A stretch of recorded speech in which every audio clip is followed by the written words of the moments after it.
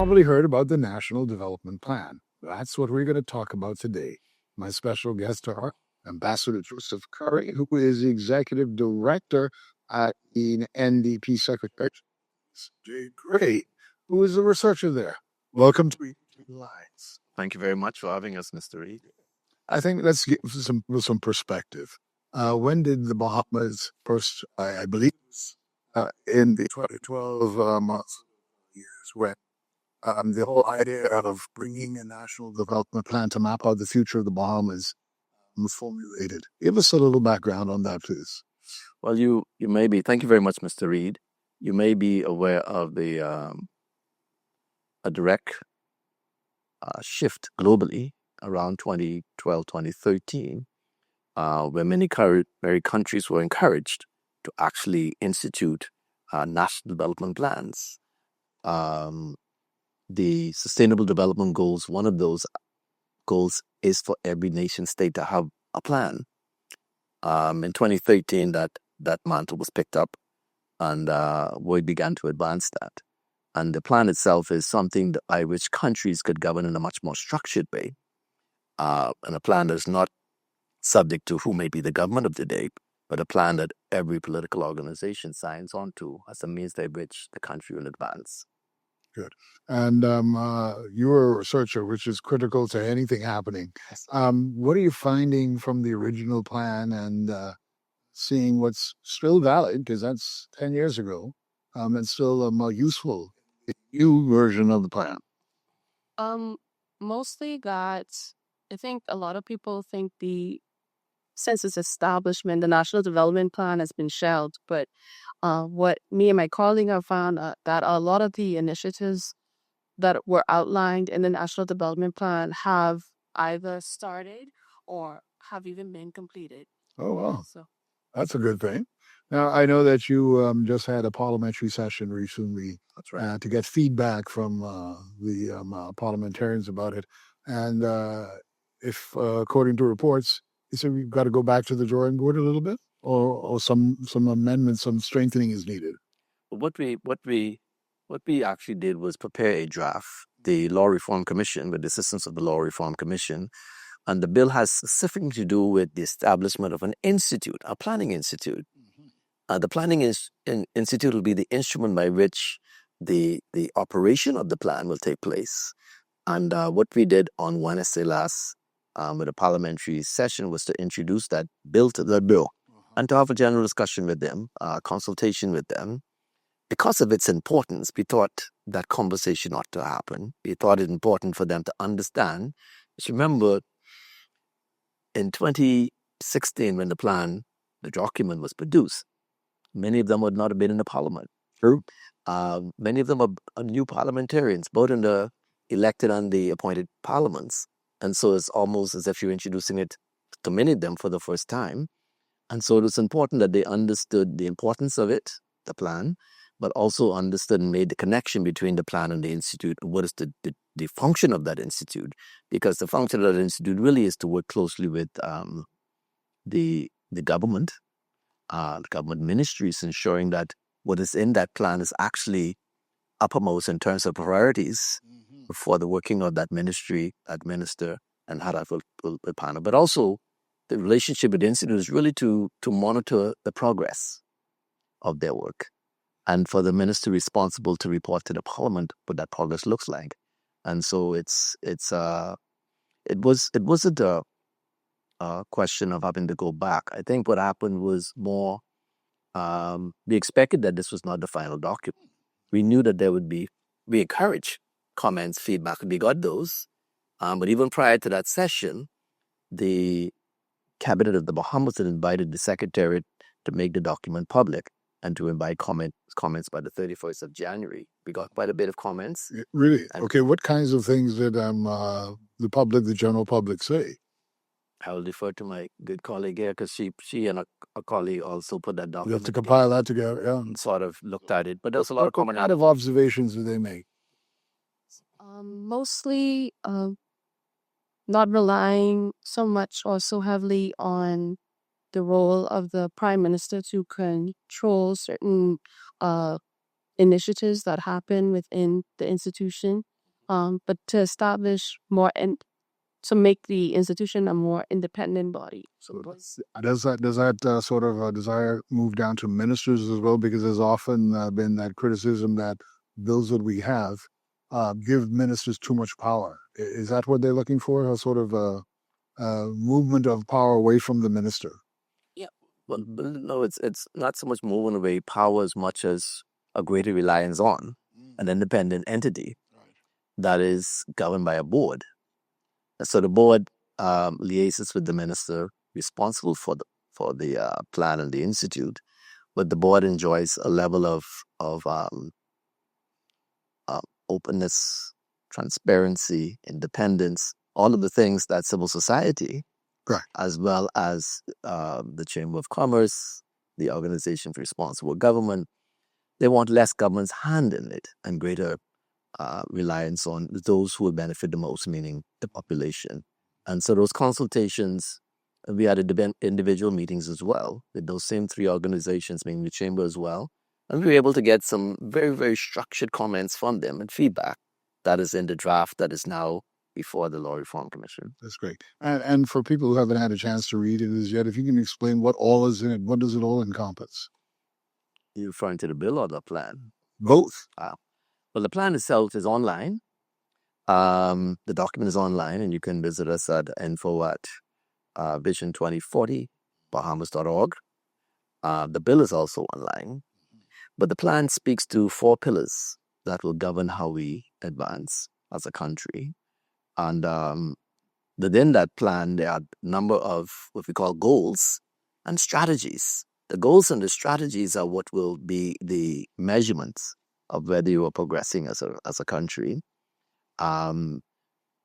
Miss Gray actually heads up 2 of those pillars, and our colleague deals with 2 others. But there are 4 pillars. She's going to share with you what those pillars are. Right, please. So specifically, I work on the human capital and governance pillar, which covers education, health, respect for the rule of law, and government agencies. And my colleague would have been responsible for the environment, land and built environment, as well as the economy. Very important areas to have. Those are the 4 pillars. Those are the 4 pillars. But if you can, I'll say some of the things that came out of the parliamentary session. I know there was an open forum, I believe. It was a forum restricted to parliamentarians and permanent secretaries. And so it's really... So there were no media people there? Because no media. The reason being, I got that question at the media event following why one day permitted in the room. Okay, so there was an event afterwards. Absolutely. The question of the media, the parliament or the parliamentarians, my answer to the question why none of them were there is, well, there are 2 reasons we believe. One, parliamentarians want to speak on the record freely without the media interpreting what was said. Or misinterpreting. Or misinterpret. And secondly, we thought that it would be important that no one used the forum to grandstand with the media present. And so we needed a measured and a balanced environment where persons can there's no one there to impress, sort of thing. They're speaking what their mind is on the points. But the atmosphere was one of cordiality. The leader of the government was present, the Prime Minister. The leader of the opposition was present. Parliamentarian senators were present. Permanent secretaries, inclusive of the Secretary of the Cabinet, were present and got an opportunity to hear upfront what is the plan, where it's at, where it's going, what has actually happened over the last 10 years. And we also had an expert that came in at the invitation of the IDB, Mr. Manuel Castro, who's an expert. Because they're actually playing a major role in... They are, and they're a major partner. They've been a partner from day one. And they continue to be a partner with us, and they have provided technical cooperation for the advancement of the National Development Plan of the Commonwealth of the Bahamas. Those who were present made a commitment. And it's interesting to note for the purposes of the public, because we got this question whether the COI had been invited, the Coalition of Independence. They were. And its leader was present. And he, of course, was permitted to give comments at the close of the session along with the leader of the opposition. Of course, the Prime Minister, Minister Glenys Hanna Martin, spoke for the Prime Minister because he had to slip away by the close. But it was good to see all three major parties, or three parties, the two major parties and the next party that's emerging, be on the same platform and speak positively about the need for this plan to move forward. That was important to us. Yeah, it's interesting because a lot of commentary, particularly about laws, people get concerned about certain things and say, well, why hasn't the law actually been tabled yet? And I don't mean specifically to the NDP. I understand. But they don't realize it's probably better to have a good and solid document that's I won't say perfect, but better than something that's less I hate to say inferior, but a document that does not serve us as well. Well, let me explain what happened in terms of prior to, during, and after, in terms of the parliamentary session. Prior to, we had a bill that speaks to the establishment of the Planning Institute of the Bahamas. Right. One of the observations made was that there was insufficient reference in that bill to the National Development Plan. And so because of the time between 2016 and 26, the 10-year span, it was thought important, we agreed, for the plan to be included in the bill in a more substantive way. And so that's really the major factor of the revision that's going to be done by the Law Reform Commission. Because again, we are trying to bring it back uppermost into the minds of persons, and that's critical for them to understand. So proceeding with an institute without understanding its connection, we thought was fundamental. There was a provision, but it wasn't as expansive, and one would understand that initially there were two bills. One bill specifically dealt specifically with the NDP itself. Right. And then there was another bill that dealt specifically with the institute. Right. We had married both. Oh, okay. So you're going to have a better product, one that's much more, we believe, acceptable to the Bahamian people. Let's get a little sort of feedback from you, Ms. Gray, about your role as a researcher. And I'm sure people will be excited to find out what goes into that and how do you, what's the process you go through? So, first of all, I'm very thankful for the opportunity to sit in this role as a young person to contribute and bring back what I would have learned in my studies. And if you don't mind saying what your major was in? I study public health. And that ties into the overall community health of the Bahamas. So I would have covered health administration, but also education, social policy. And that's me, what I get to do and research here at the NDP Secretariat. Great. As it relates to the document that my colleague and I would have worked on, the National Development Plan outlines specific objectives for each pillar, which is then broken down into a strategic action. And those strategic actions actually contain the details of what the intention is of the pillar. So for instance, one of the strategic actions would have required a drafting of a mental health act. And in doing my research, I would have saw that the Mental Health Act was actually drafted, but also enacted into Parliament. You're looking, I presume, a lot of comparative legislation as well. Where did you go to source that? Which countries did you look at?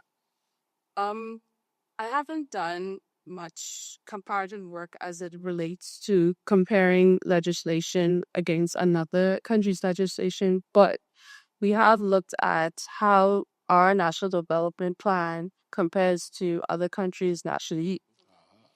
And how does it? I think it's very comprehensive, and that the bar is set high as it relates to, or as it compares to other countries. I think it's a very, very good point that she's made. What we found is that we're actually slightly behind. as a nation state in terms of having a This is operation. globally or regionally or both? Both. Both. We benchmarked. We've looked at what other countries have done. We looked at Singapore. We looked at Jamaica. We looked at a number of countries, and we saw that the model that Jamaica has is perhaps closest to what we would wish to have. The Jamaican Institute is a very old institute. It's been around for a while. So we're having conversations with them as to what are the lessons they've learned. And so they've been very, very supportive of us. But I think the most important thing attached to the plan and the institute is that we want to codify it in law. And the importance of that is, what one of the bills spoke to was having a very informal type of arrangement, which could be dismissed very easily. This bill institutionalized it. If you want to change it or remove it, you have to go back to the parliament and to the people. And so it's very, very fundamental. And when you say back to the people, that sounds like referendum.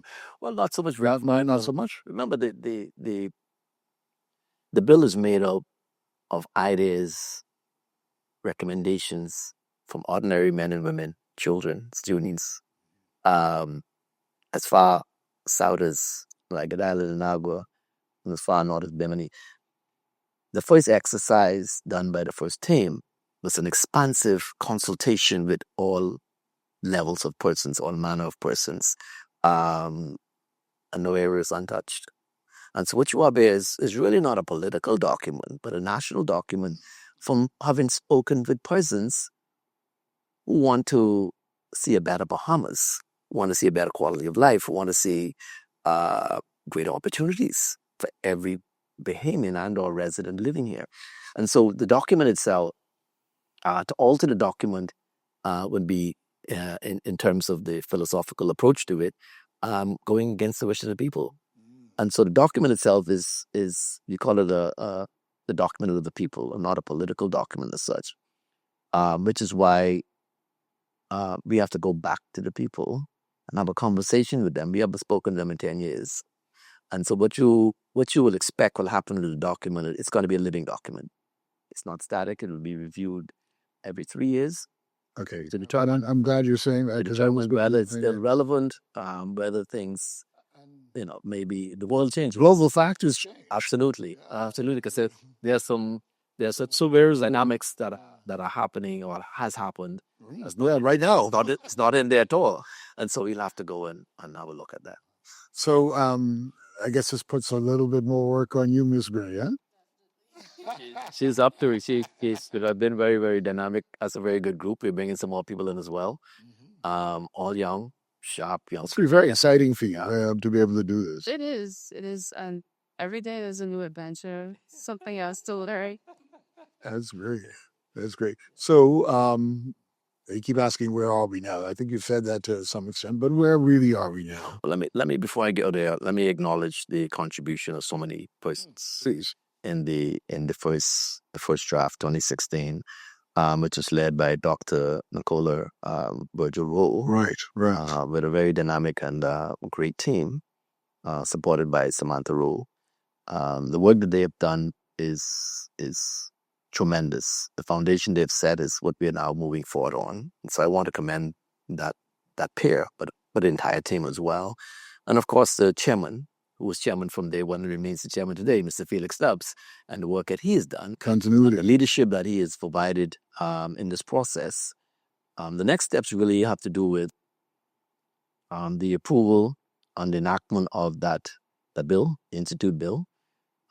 We're going through a process, as we mentioned a few minutes ago. It's expected that the revised bill will go back to consultation, and then we will have it tabled before Parliament. Thereafter is really a question of going back to the 2016 document and begin to build that out, see what is missing. Going back to the, as I said, to the Bahamian people, and determining what ought to be added to it. This is a critical year, as we all know. What is the renewed time frame, perhaps, for tabling it in Parliament? Well, the tabling of it, there's not a specific date. However, we expect that it will be sometime in March. Okay. All right. There's not a lot of work still left to be done with it. As I said, we would be going back out, particularly the stakeholders, talking to those persons again. We value their views as we value the views of every Bahamian. Of course. But the umbrella groups tend to be able to speak for a broader number of persons, but we still need to speak to and make it available for every citizen to. Let's go back to the media. What's the role of the media in this? As far as, is there, are you getting much feedback from the media? Well, the role of the media is critical in any plan or document that it has broad impact and implications for people. Have you got widespread feedback from media members? We've not had a tremendous feedback from the media from the consultation, meaning the document out there.